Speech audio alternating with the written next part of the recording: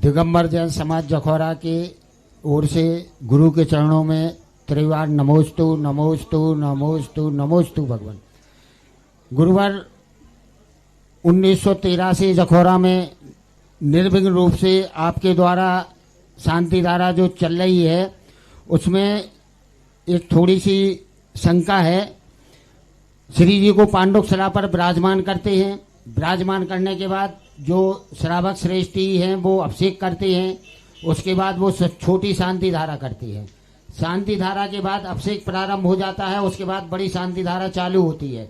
तो बड़ी शांति धारा जैसे ही चालू होती है कोई श्रावक आते हैं, वो कहते हैं भैया रुक जाओ, हमें अभिषेक कर लेने दो, फिर आप शांति धारा करियो। तो हमारा समाधान शंका ये है गुरुजी कि श्री जी को पांडुक शिला पर क्या इस प्रकार से हम विराजमान कितनी देर तक कर सकते हैं? मैंने वहाँ कहा भी होगा, अभी भी कहता हूँ, कभी भगवान को इंतजार मत कराना।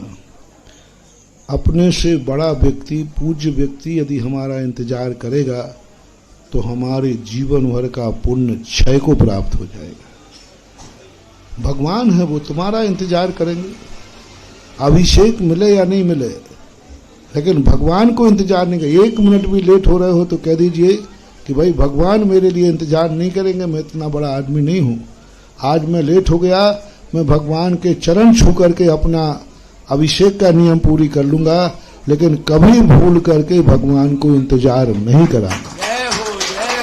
कई लोग कहते हैं कि भाई 5 मिनट नहीं रुक सकते थे, इसमें क्या बिगड़ रहा था?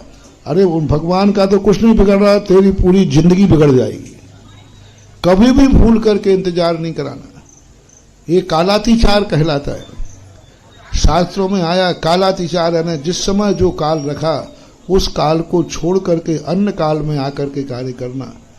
क्या कभी ऐसा रेलवे स्टेशन पर हुआ कि तुम्हारे लिए गाड़ी रुकी रहेगी? तो ऐसा कैसे होता है? तो नहीं करना चाहिए।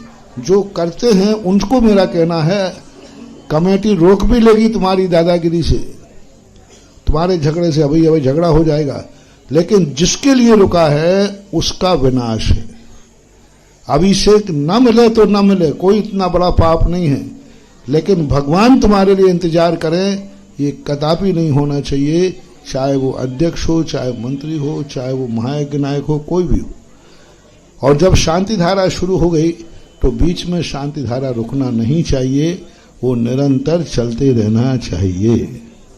अंतिम जिज्ञासा रखेंगी पाठशाला की बहनें, बस एक ही जिज्ञासा। मंचसीन मुनिराजों की श्री चरणों में त्रिवार नमोस्तु नमोस्तु नमोस्तु, इच्छामि इच्छामि इच्छामि। हमारे श्री जी, आज का समय बहुत परिवर्तनशील समय है, यानी कि मॉडर्न समय है। तो इस मॉडर्न समय में हम प्राचीन भारतीय संस्कृति को लेके कैसे आगे बढ़ सकते हैं? सबसे बड़े हानि लाभ देखिए, किसी भी चीज के मन को समझाने के लिए हानि लाभ देखिए। यदि हम मॉडर्न की तरफ जा रहे हैं तो उससे हमें कितनी हानि है।